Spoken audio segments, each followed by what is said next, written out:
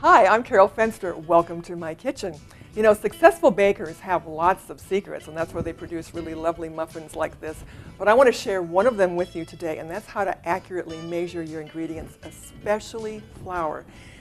All too often, we're in the kitchen and we throw the ingredients together and we're in a hurry, and we often end up with too much flour. That's especially important in gluten-free baking because our batter needs to be a little wetter and softer and looser than you might expect it would ordinarily be. When I bring the flours home from the store, I like to transfer them into wider mouth containers. Some people like to use these glass jars, which work great. Others like to use plastic storage bags, whatever works for you. But what works for me are these wide mouth containers that have really good firm clasping lids. They are very sturdy. Nothing's going to get in, nothing's going to get out, which is important in gluten-free. Notice I very carefully labeled this is a brown rice flour blend that I use. And I like this because I can measure on top of here and I'm not going to have flour spilling all over the kitchen. The next thing is to make sure we have the right measuring cup. This is a liquid measuring cup. It's got a pour spout. They're usually glass, not always. The measurements only go up so far. You can see this is a 1 cup measure and it only goes up to here. Now it's designed for liquids like milk, water, eggs, and oil. It's very hard to measure flour in here, although some folks try to do that, because how do you know when you're really at that proper level? So reserve this for liquids only, not flour. Instead, I want you to use a dry measure cup. This is a 1 cup dry measure cup. It does not have any pour spout, and it is designed so that the measurement goes all the way to the top. 1 cup of flour is right here at the top of the cup. And the idea is that you fill it right to the top, and that is 1 cup. Now, what some people unfortunately do is what I call the dipping method. And they take the measuring cup and they put it directly in the canister, and then they kind of work the flour up against the edge of the canister, kind of packing it in and compressing it. And then they may or may not level it off. They should, but they may not know to do that. And this is a very improperly measured cup of flour. This recipe for muffins takes 2 cups of flour, so you would measure that 1 cup twice.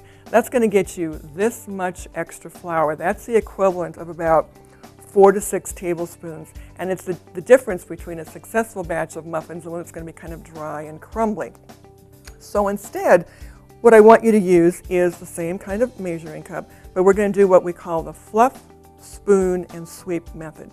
So first, the fluffing part. You can either use a wire whisk, which lots of people like to use, and you just kind of break it up. The flour has been sitting, it's compacted, it may have lumps in it.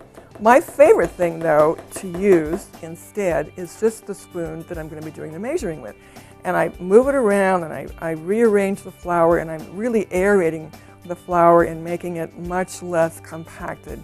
And therefore I'm going to get a little less flour, which is good. This is the way about 95% of the food experts measure, in the way I measure in all of my books. So that was the fluff part. This is the spoon part. Using this big serving spoon, that's all it is I lightly spoon the flour into the measuring cup.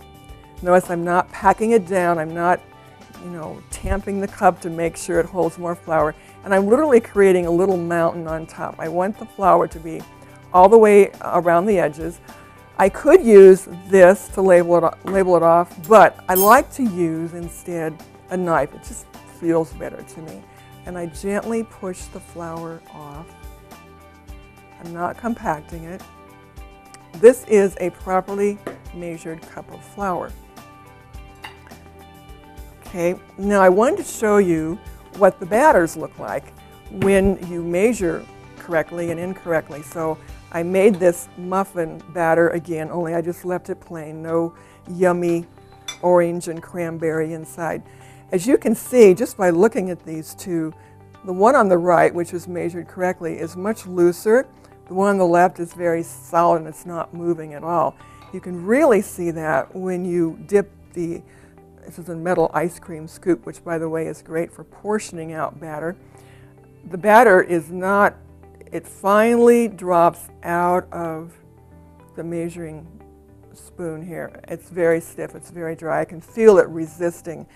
This one, on the other hand, literally moves in the container, and when I try to scoop it up, it immediately falls it's much looser. It's going to result in a much prettier muffin, a much higher rising muffin. The crumb is going to look nicer, and it's going to be a much moister.